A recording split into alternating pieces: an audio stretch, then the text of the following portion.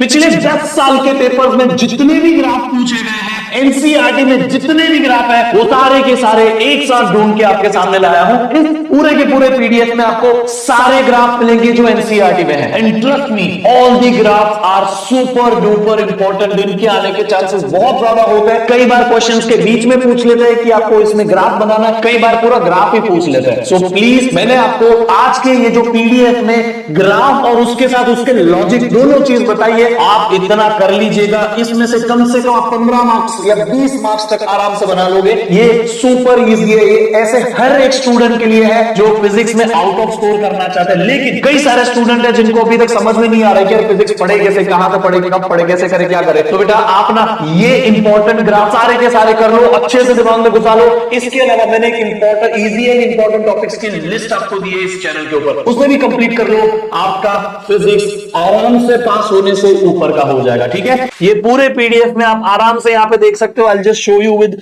एक मिनट। यहां पे आप देखो, ये सारे के सारे ग्राफ यहां पे है। ठीक है, so you can simply go through all the graph, all the graph. बेटा हर एक चैप्टर में जितने ग्राफ है सब कुछ उसके फॉर्मूला के साथ में बताया कि क्यों कौन सा ग्राफ है। आपको पूछे तो आप एक्सप्लेनेशन के साथ लिख सकते हो। ओहम्स लॉ का ग्राफ, IV है तो VI है तो एवरी डैम थिंग आप उसके साथ देखो।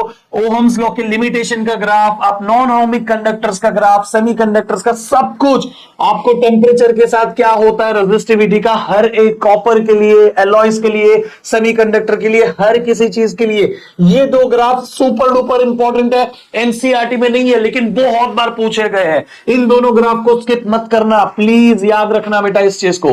ठीक है, now the next one is this. ये एनसीईआरटी के इंटेक्स में है, moving charges and magnetism chapter है। सो प्लीज इसको करिएगा।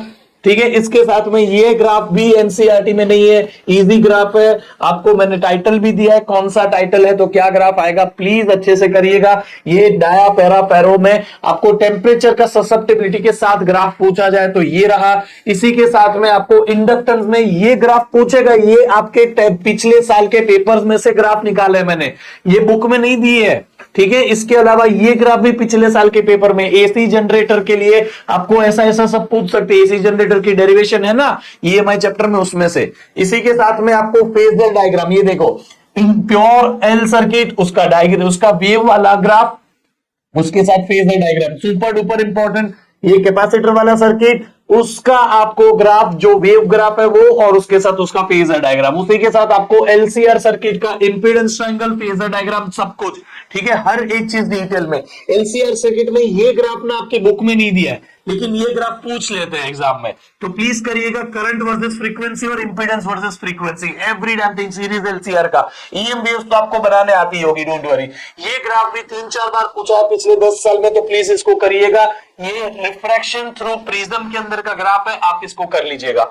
ये इंटरफेरेंस एंड डायफ्रैक्शन में ये ग्राफ और ये ग्राफ, मैं आपको दोनों को साथ में कंपेयर करके बता देता हूं। अगर आपको डिफरेंस भी पूछ लिया ना, इंटरफेरेंस और डायफ्रैक्शन का डिफरेंस बताओ, तो भी ये बना दीजिएगा, उसमें एक एक पॉइंट आपको मिल जाएगा। और ये देख के टीचर ऐसे ही आई लव यू बोल के मार्क्स देगा, समझा क्या।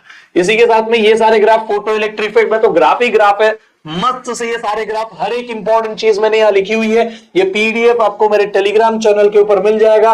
ये आपको अभी नीट की एग्जाम में भी ऐसा क्वेश्चन आया था, अभी जस्ट जो बोर्ड एग्जाम हुई उसमें भी ऐसा क्वेश्चन आया था। इसमें ट्वीक कर सकते हो। तो देखो, लैम्बडा का मोमेंटम के साथ ग्राफ ऐसा होता है, लेकिन लैम्बडा का 1 मोमेंटम या 1 लैम्बडा का मोमेंटम के साथ डायरेक्टली प्रोपोर्शनल होता है, क्योंकि ये पूरा इससे डायरेक्टली प्रोपोर्शनल है। मैं मानता हूं lambda is inversely proportional to momentum, लेकिन लैम्बडा 1 मोमेंटम से तो डायरेक्टली प्रोपोर्शनल है, इसीलिए। ठीक है, now the next one is this one. ये देखो, ये ग्राफ भी कई बार पूछा गया है, प्लीज कर लीजिएगा। स्कैटरिंग एंगल का ग्राफ है, इसके साथ बाइंडिंग एनर्जी का सुपर डुपर इंपॉर्टेंट हाइलाइट्स भी मैंने यहां लिखी हुई है। 30 से 70 के बीच में बाइंडिंग एनर्जी पर nucleon is constant. This BE upon a जो है ना, वो है बाइंडिंग एनर्जी पर न्यूक्लियन। इसको अच्छे से करिएगा। देन ये न्यूक्लियर फोर्स का इतना इंपॉर्टेंट नहीं है, बाकी इसके पहले वाला सुपर इंपॉर्टेंट है। ये हर एक बैंड डायग्राम एनर्जी के ग्राफ होते ही है। ये आपका हो गया मेटल्स के लिए, semiconductor, insulator, N type, P type, हर किसी के लिए। ये इंट्रिंसिक सेमीकंडक्टर है 0 kelvin at room temperature, N type semiconductor, P type semiconductor. ये forward bias, reverse bias, PN junction diode. Forward bias पूछा तो इतना, रिवर्स बायस पूछा तो इतना, पूरी वीआई कैरेक्टरिस्टिक पूछी तो इतनी। समझ में आ गया। ये आपके लास्ट में है सिर्फ और सिर्फ हाफ वेव और full wave rectifier. So I hope कि आप ये सब कर लोगे। उसका अगर आपको फिल्टर, कैपेसिटर फिल्टर के साथ ग्राफ पूछे तो ये ग्राफ है एक्चुअल आउटपुट, ठीक है। सो आपको जो ग्राफ पूछते हैं अच्छे से करिएगा और कमेंट बॉक्स में कमेंट करके जरूर बताओ कि आपको और कौन सी इंपॉर्टेंट चीजों की लिस्ट चाहिए, इंपॉर्टेंट डायग्राम, इंपॉर्टेंट क्वेश्चंस क्या चाहिए, जरूर बताना। इसी चैनल पे आपको बहुत सारे ऐसे वीडियोस है, इजी डेरिवेशन, इंपॉर्टेंट डेरिवेशन, सब कुछ तो ऑलरेडी दे चुका हूं। पढ़ते रहिए इसी तरह से। और आप मुझसे इंस्टाग्राम पे यहां पे कनेक्ट कर सकते हैं, टेलीग्राम पे यहां कनेक्ट कर सकते हैं। कई बार मैं पर्सनल मेंटरशिप के लिए भी बोलता हूं बच्चों को, तब आप मुझसे ज्वाइन कर सकते हैं, ठीक है। आपको कुछ भी काम है, आप मुझे सिर्फ यहां पे कमेंट बॉक्स में कमेंट डाल दीजिए, टेलीग्राम पे आ जाइए, वहां पे आपको ये पीडीएफ मिल जाएगा और फिर इसी तरह से पढ़ते रहिए, मचाते रहिए। कुछ भी हेल्प चाहिए, आई एम ऑलवेज देयर, ठीक है। वीडियो ओपन है ना, टेंशन नहीं लेने का।